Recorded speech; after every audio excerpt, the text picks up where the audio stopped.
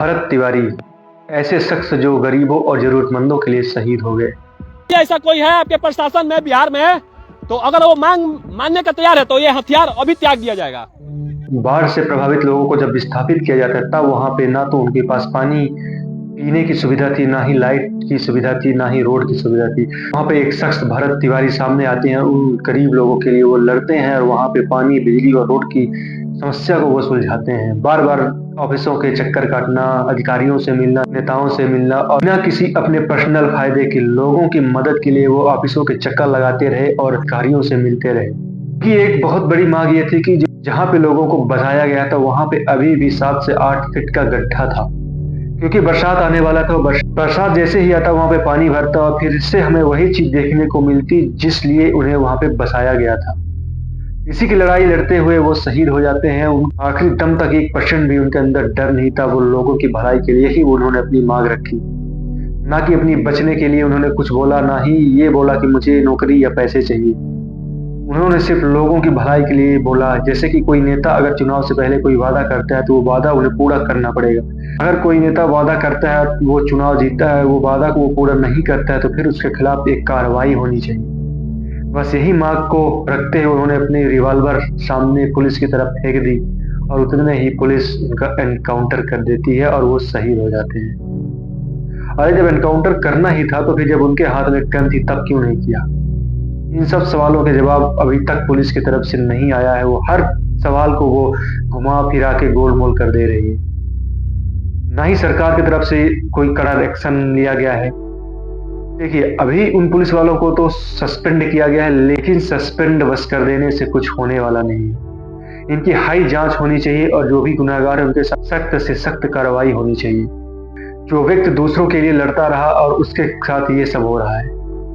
लेकिन देश में भी बहुत सारे ऐसे लोग हैं जो आज भी भरत तिवारी को ही गलत ठहरा रहे हैं। चलिए मानते हैं उन्होंने पुलिस के ऊपर गन तानी, वो गलत था, लेकिन उन्होंने गन तानी क्यों ये तो जानो।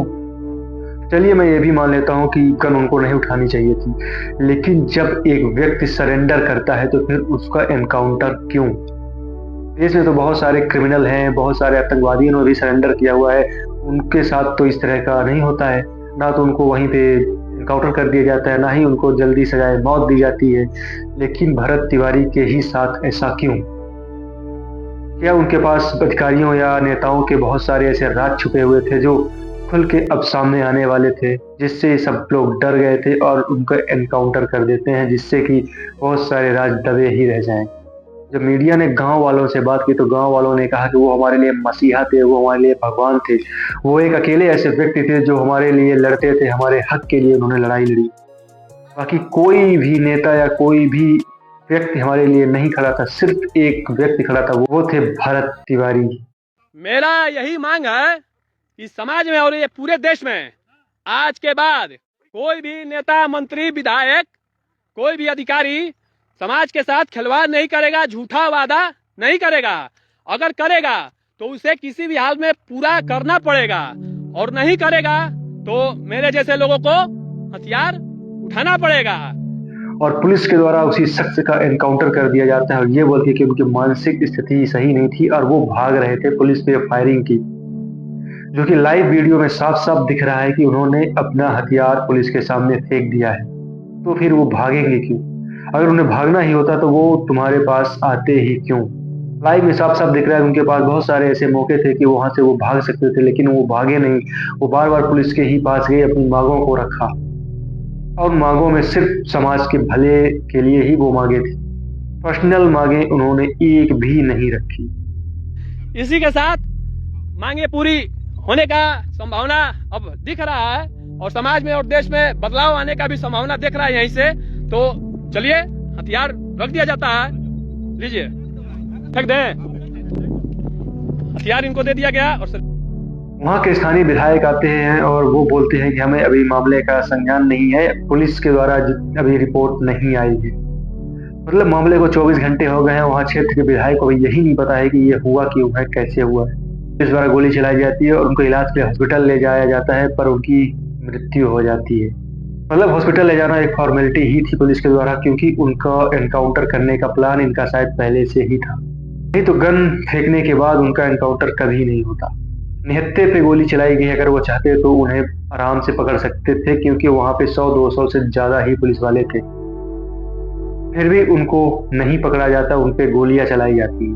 इससे पहले भरत तिवारी के नाम पे कोई भी क्रिमिनल एफआईआर नहीं थी। लेकिन बहुत सारे ऐसे लोगों को मैंने देखा हुआ है जिस छोटे-छोटे चीज़ों पे उन्होंने स्टेटस लगाया है और बहुत बड़े वो देश प्रेमी बनते हैं, लेकिन आज एक भी व्यक्ति वो सामने नहीं आया है जो अपने आप को राष्ट्रभक्त बताता था।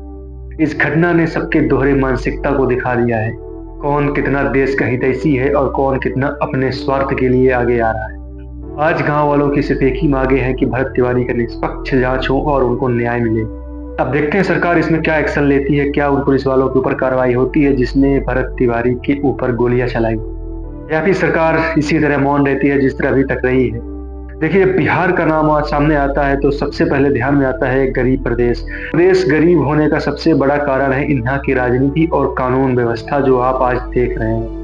अगर प्रदेश को आगे ले जाना है, देश को आगे ले जाना है, देश में एक अलग पहचान बनानी है, तो इस तरह के काम बंद करने होंगे।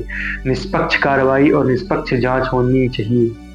अगर देश में बिहार जैसे प्रदेश का नाम ऊंचा करना है तो फिर इस तरह के कामों को रोकना होगा। निष्पक्ष तरीके से कार्रवाइयाँ होनी चाहिए, ना कि इस तरह फर्जी एनकाउंटर होने चाहिए। चलिए अब देखते हैं सरकार इसमें क्या एक्शन लेती है, किस लेवल की जांच होती है। तो बने रहिएगा, मिलते हैं फिर किसी और वीडियो में। तब तक के लिए धन्यवाद।